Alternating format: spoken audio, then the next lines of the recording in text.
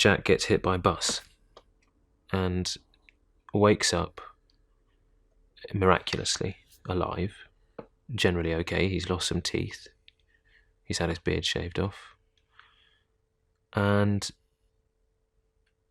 he soon realises that he's the only person in the world, seemingly, who can remember the Beatles. He realises he's living in a world where the Beatles never existed. But for him they did.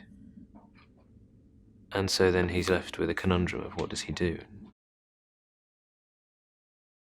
In a way, I have to remind myself that I've worked with Ed Sheeran, because he was just like any other actor, really.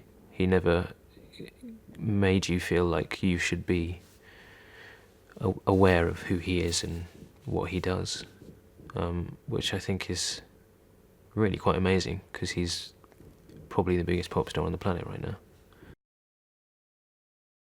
It's been so fun to learn some of the best songs ever written, make them our own in some way, and just get to play around with a band that we got together, and then get to play Wembley Stadium and 6,000 people on Galston Beach, and just the most crazy situations in which I get to do this thing that I've kind of always wanted to do, really, which was play music in front of people.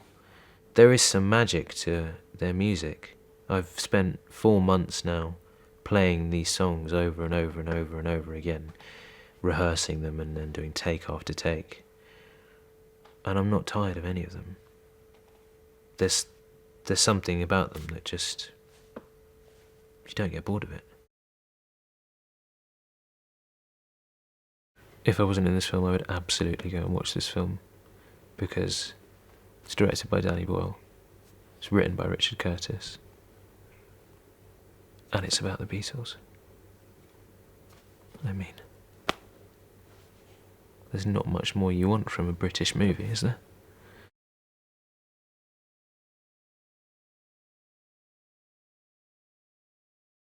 Ellie is a teacher. She lives in Suffolk in Lowestoft, and she is also, her passion really is to be Jack Malik, her best friend's manager slash roadie slash driver slash everything. She basically organises and books his life as a musician. She's totally dedicated to him. So she's pretty busy all the time, and Jack is her best friend as of for their whole lives, and she is very much in love with him. I think what Danny Boyle's been so brilliant is capturing is that feeling of the early Beatles, of that kind of them running around, and the joke and the humour and the kind of that spark that they had, which the whole world just fell in love with, that Beatle fever. It was, it's so wonderful for us. And there's me, Alex, and Himesh. Alex, who plays Gavin, our kind of producer in the studio, when we're getting to listen to the songs and record the songs and do the hand clap and have the tambourine and feel like we were the Beatles creating this music. It was just one of the best days filming I've ever had. It was so much fun. I've just been watching Himesh in awe, really, because there's something about him that is so, I remember when I met Danny Boyle and we were doing the scenes, and I said, well, who's going to be Jack Malik? And he was like, I can't say yet, but his eyes kind of lit up, and he was like, I've found someone, and he is just brilliant. And I could see, and he couldn't say who, and I was like, oh my, and then working with Himesh in rehearsals and stuff, and seeing it was he is Jack. He has this kind of he sort of like lets the music come out through him in such a pure, honest way, and his voice is so incredible, and it really does sound like that early Beatles sound. Like you could hear his voice would harmonize in into the Beatles perfectly. It's an amazing problem. You do think, like, what would you do if you had that knowledge? You would want to give it out to the world. You would want, otherwise there would be no Beatles. And imagine trying to remember the songs.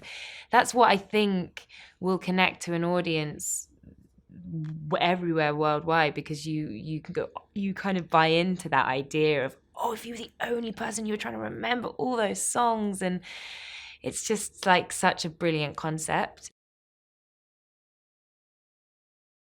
To be in a film he's written, to be around him every single day, and to become, friends with this person who I just think is such a genius in his writing, and how he weaves stories together and creates characters and makes the audience root and for the people in the film and long for to be in the film, and to just and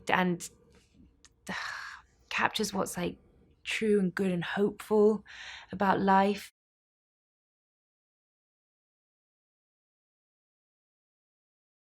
Whenever anyone asks me what I'm doing at the moment, and I say, oh, I'm doing this film, you can tell. I think the great thing about it is you can tell them in 14 seconds what the film's about, and they're instantly interested. You just say, oh, someone gets hit in the head and wakes up, and then the Beatles never existed, so he becomes the biggest artist in the world singing Beatles songs, and they're like, that sounds like a great concept for a film. Yeah, and it really is. And I think Jack, I mean, Himesh is playing it brilliantly. It's just the whole time he's just kind of like, will I get found out? And yeah, it's I think it's going to be really good. It's like one of those things where, like, Danny has not really done a film that I've watched that I didn't like, and same for Richard. So like, I think the pairing of, it's a very weird pairing. I would never expect a Richard Curtis script to be directed by Danny Boyle, which is why I think it works. I mean, the Beatles are just kind of ever present. I've always, like, everyone grew up with the Beatles, and like, even if like you'll meet musicians nowadays that will be like, oh no, I'm not influenced by the Beatles, I'm not a fan, but like music that they have been influenced by was influenced by the Beatles. So it's like it's from this kind of, the Beatles are the melting pot that everyone kind of in popular music has taken ideas from. The moment I met Himesh, I was like, this is such good casting, because he's kind of got, when he turns into character, he's kind of got this expression that is just perfect for the film. So I was like, okay, he's well cast, but at some point, he's gonna have to sing and stuff. And then I heard him sing Long and Winding Road when we were in rehearsals, and I was like, wow, like, he can really sing, he can really play, but it's like, it's not robotic. It doesn't sound trained.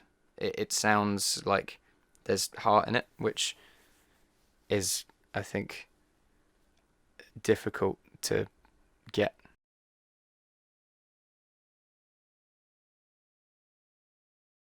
So Jack has discovered that he alone knows the Beatles catalog suddenly in this universe, and he passes the songs off as his own.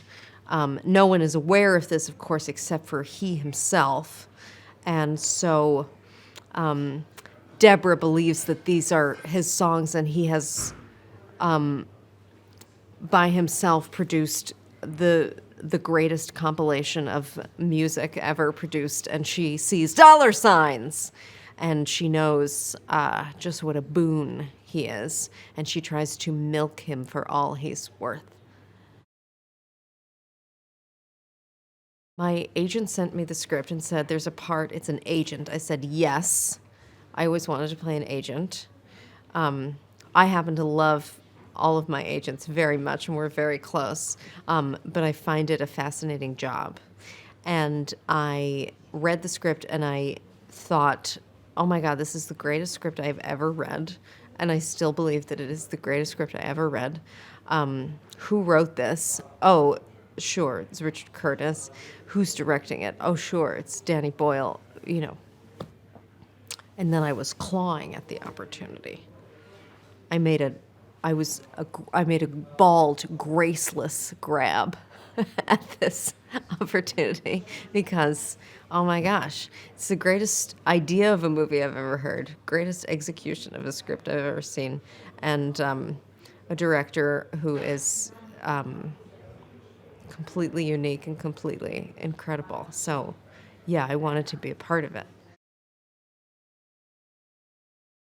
In this film, an ordinary man who has been a struggling musician for his adult life discovers suddenly that he's the only person in the world who knows the entire Beatles catalog. And as fate would have it, begins to play these songs because they deserve to be played. And he gets swept up in a collision course with fame and stardom because the songs are just so damn good, as we all know. And for me, as a lifelong, insane, diehard Beatles fan, I think it's a very poignant notion that the world would be a poorer place without these pieces of art. And there are so few pieces of art that you can say that of. But to imagine the world without the Beatles catalog is like imagining a world without, you know, a peacock or a bird of paradise or something, or a rainbow. It's like we'd survive, but it would be less colorful and less poignant. And I think there's something so beautiful about that. Richard Curtis has become one of my favorite people in the whole world, and he's so funny and like really, really funny. And his movies are hilarious as well, but they are grounded in the most heart and romanticism and kindness and celebration of human joy and connection in the world, which is what has made them so not only popular when they arrive, but so lasting. Danny Boyle has also made some of my favorite movies and is one of the most intense, passionate, brilliant guys I've ever seen. And the way that he chooses to shoot something and set up the angles of the cameras is sort of like the last thing you'd think of, and it's the best thing that could be thought of. The way that the movies are so visual, and he's developed this like visual language that just like ratchets up the story so much. He's not just pointing, you know, cross-shooting some dialogue and doing a wide shot. It's this amazing way of seeing the scene and seeing the world that I think adds a whole other dimension to the story and so augments it. And it's such an exciting pairing of the two of them.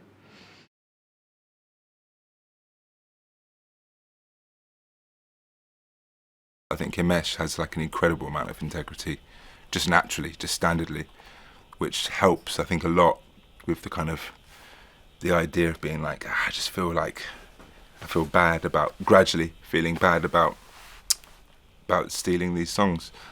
And I think, and also his voice is personally, I think, one of the best. I could listen to him singing all day, to be honest, because I think he's just got an incredible voice.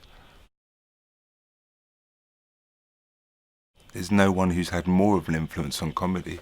And that's such a thing to be able to say about someone. I mean, you can't think of anyone who's had more of a influence on comedy in this country. And lots of other things, but to say that number one person, I mean, I can't think of anybody else. And I think if you asked anybody, when you look at all the stuff he's done, I mean, he's done more things than I even realise now, looking at it, I'm like, oh, you did that as well? And yeah, he's just a machine in making these things, man. But this one, I think, because he's a fan of the Beatles personally, maybe it has hopefully a little more like magic dust chucked in. Because yeah, he's also here all the time, you know. And watching those two work together has been quite special. I think that's quite a unique thing that doesn't happen much.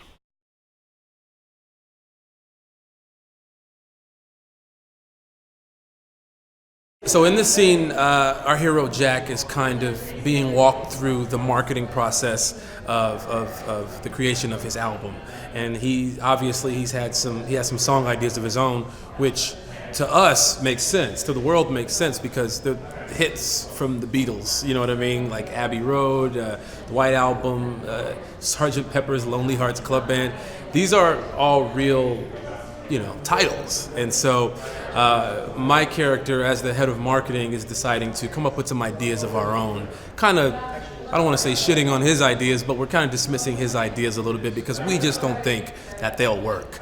And so we had some variations on the album. And, you know, you put a guy like Jack, who's a bit meek and kind of to himself and understated, and you put him in a room full of obnoxious Los Angeles, you know, marketing gurus, if you will, and the comedy will automatically be there without you don't even have to say any lines. The scene itself is just really funny and awkward. This is my first project working with Danny, and he's great. I mean, the amount of freedom that he allows you to have on screen is great. You try stuff. He lets you know if he likes it, if he doesn't like it, and you just go ahead and play. And the cool thing about him is that he trusts your judgment. And I made fun of him because he does this thing where he'll walk up to you very aggressively after a take, as if he has a note, and he doesn't. He just walks up to you and just stands there. But you can't do that shit to me, man, because I'm having a panic attack. I'm thinking you're going to tell me my performance is shitty and you're going to fire me. But that's not the case at all.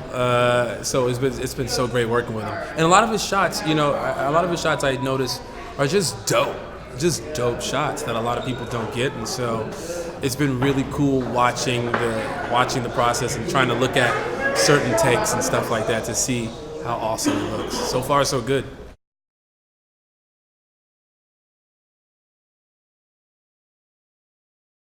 He can't believe it at first, as you wouldn't, really. And he questions his friends quite rightly, thinking that they're playing some kind of elaborate joke or game with him, really. He doesn't check the date, but it could easily be an April Fool thing. It's not April, so it doesn't come up. But he again goes to Google, obviously, because where do you go these days?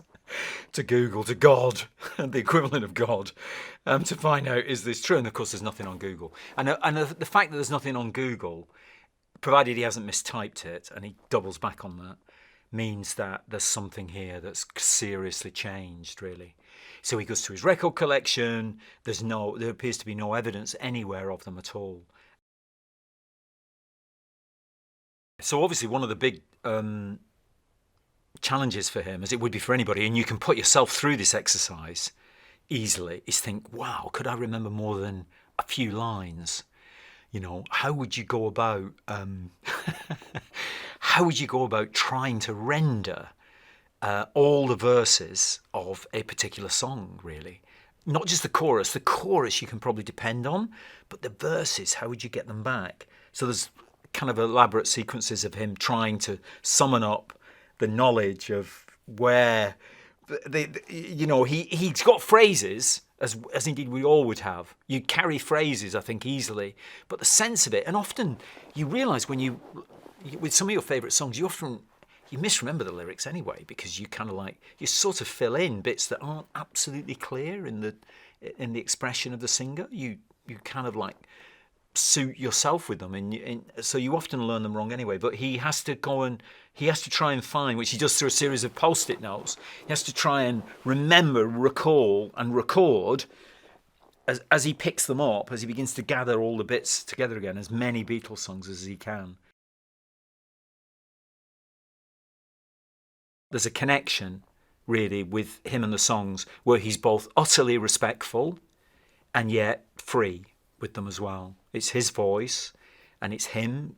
It's his version. It's not some entertaining karaoke version that tries to be clever, or it's not some rethink of them. It's not some reworking even, but they're fresh. You feel like you're hearing the song afresh from him. And that was from when he first came in, and we did a bit of acting first. Did we? Oh, did we sing the song first? Oh no, I think he sang USSR first. And as soon as he sang it, I knew. You have one of those moments in casting. I thought, I don't know how I'm going to cast him, because there were other people who were probably more obvious candidates for it, but I knew then. I thought, that's him. It was a very interesting sort of I don't know, like a kind of like an X-ray of the idea, because obviously he's been through that movement in his career where he goes from being a singer-songwriter playing pubs in Suffolk and Norfolk and just locally, and then being catapulted into incredible, unbelievable success and fame and all that kind of stuff, and with a body of songs that has taken him there. I regard Richard as he's Britain's poet laureate of romance and comedy, and I've always been in awe of his devotion to that intersection of romance and comedy, really. It's a beautiful thing.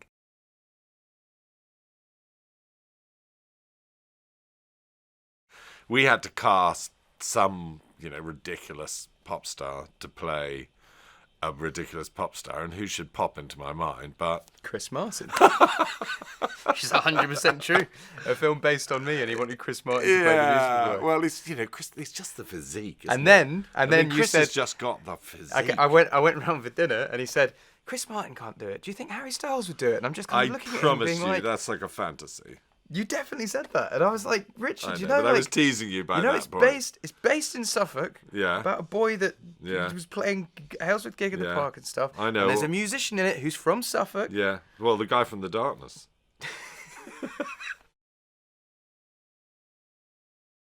One of the great things about what Himesh is doing is you sort of see the songs through his performance, don't you? They're allowed to speak. It's not like some guy saying, I'm going to wrangle this into a new kind of act, into a new kind of music. This is all about me. It's all about the sort of prettiness and simple beauty of the tunes. Yeah, I just think he does a great job of it. And the whole film feels... There was a moment where he did The Long and Winding Roads, where we were doing like a songwriting competition. And the first time he did it, I remembered like getting proper like goosebumps, hair standing up, being like, this is going to be a really special film. And that's largely down to Danny's directing and not Richard's screenwriting. So Yeah, I know that.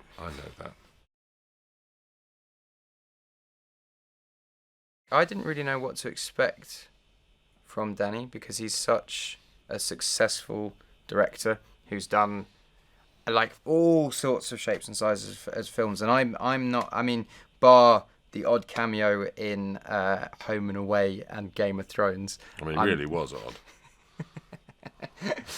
I liked it, but bar them, I haven't really acted ever, so I didn't know walking into this situation whether I would get sort of berated by a very top director. But he has such a way of talking to people, and he's always so friendly about even if I've done something wrong, he'll say that I've done it wrong in such a friendly way and make you feel good about yourself, which I think is a very rare talent in someone in his position.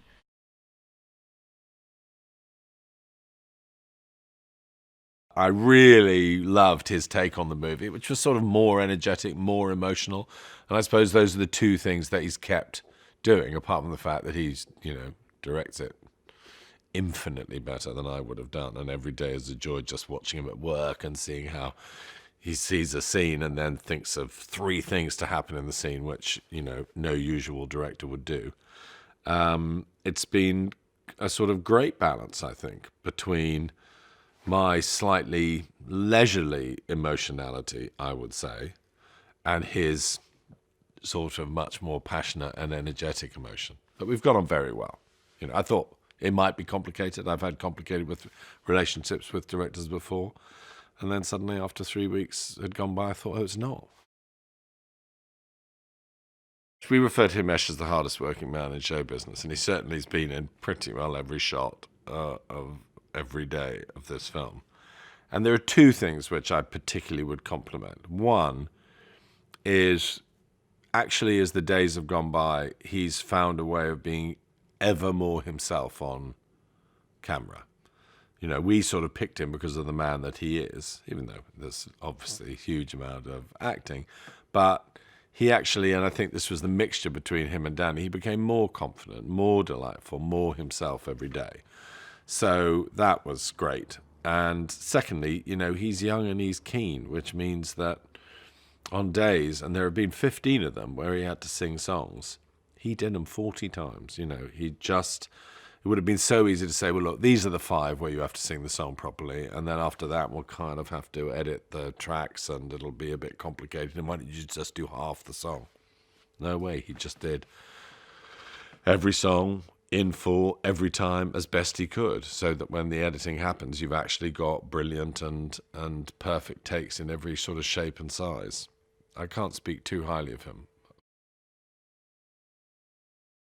The truth of the matter is that in some ways this film is about Ed, insofar as it's an Ed who hasn't succeeded. Ed comes from Suffolk. Ed has, in the end, is engaged to a girl he was at school with, which is the same story as Himesh. And Ed could have not been a success, and Ed is the world's most successful artist at the moment. So there are all sorts of ingredients from Ed's life that were in my head, because we've known him for years, up here when I was writing the film. And so, in fact, just one day we were up here with Danny, and Ed came over for supper, and Danny said, you should be in the film. That should be the person who's the famous person who finds our not famous person and helps him on his way. So it's quite a sweet thing that Ed is acting in the film brilliantly, very funny, and very true as well, in a film which is sort of about him. Lily has enormous joy. She's actually a radiant person. Today she attended a gig by my son, and she was the only person jumping up and down of the whole crowd. So she has a unquenchable joy, and she has a genuine sort of emotionality, which means there are so many scenes where a normal actress would have just seemed to be a bit sad or engaged, and you can just sort of tell that her whole heart is vibrating and at risk. And those two qualities are an amazing thing to work with, because then, in fact, at both ends of my work, really, sort of joy and humour and, you know, a bit of sadness and heartbreak.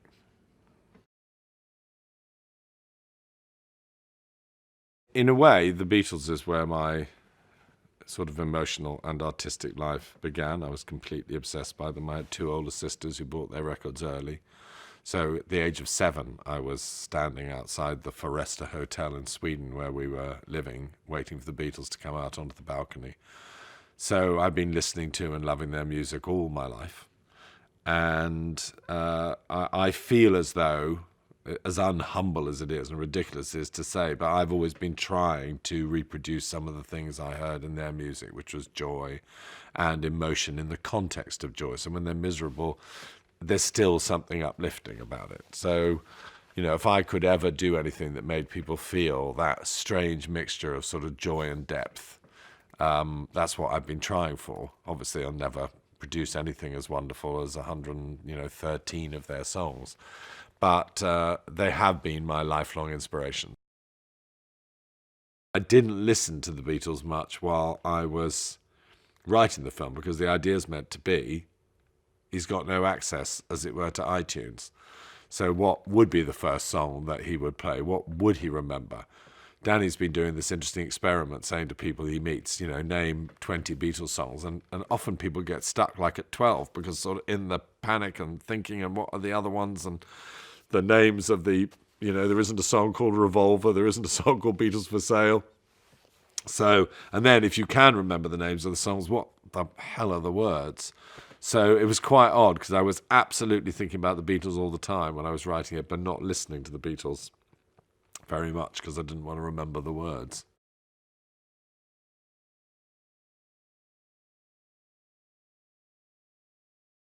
The more we looked into the music and talked about it, the more you realise how, or the more you're reminded rather, how internationally spanning and how cross-generational this music is. People stood outside Abbey Road Studios are 80-year-old Chelsea pensioners and 16-year-old Japanese schoolgirls, and you can just see how the world was interested, has always been interested, and will still be interested in this evergreen and diverse music from this iconic band.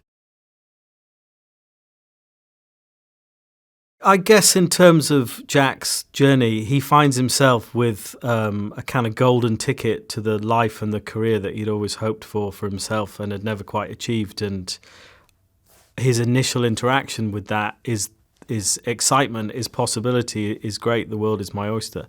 And through a kind of slightly fractious beginning, he is actually able to realise that and to go on the adventure that he hoped, which is talk shows and sell-out gigs and the possibility of, platinum selling albums.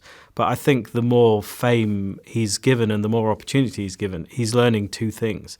He's getting further and further away from the person who he was and his roots and the potential of love, familial love, or kind of being with the person who he's supposed to have been with this whole time.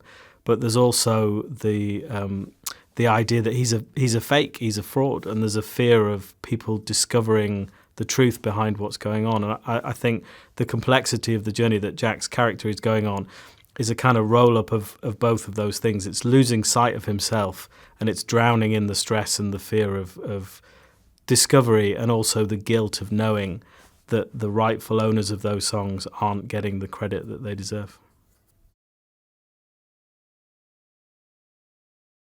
Hopefully the film will do a couple of things. It will let lifelong fans of the Beatles continue to be lifelong fans. It will remind people who've always enjoyed them that they should go back and listen to them. And hopefully it'll let people know who haven't previously listened to the music or really engaged with it, that it's all out there and that it's worth discovering.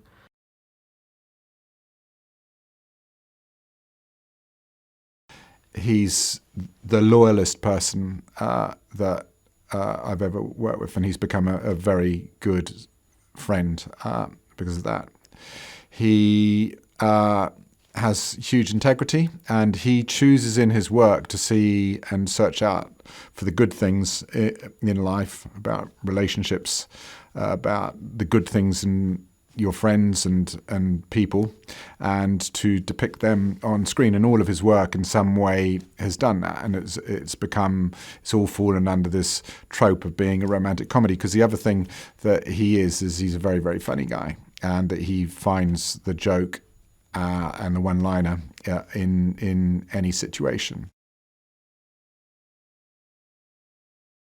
One of the things that was required for the finale of our movie was a big stadium concert, and that we were lucky enough that Ed was doing a tour of Britain through last summer, and so we negotiated with him and his team to be able to go and film not him but the crowds in his concerts, and so a lot of the production resources actually went into that, because it was quite a big number to do. And so we went to, I think, 3 nights at Wembley and 2 nights in Cardiff, where we shot crowds and comings and goings at his concerts as if it was for our main actor Jack Mallock's concert.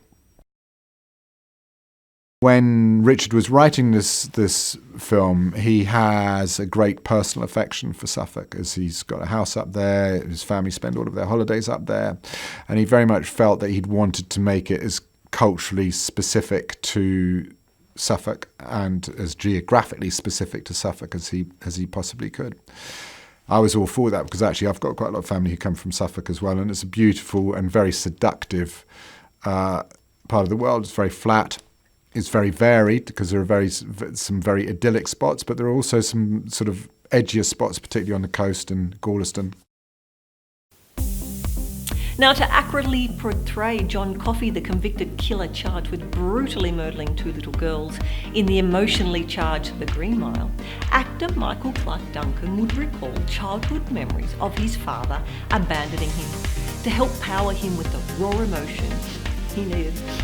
Some of the heavier scenes.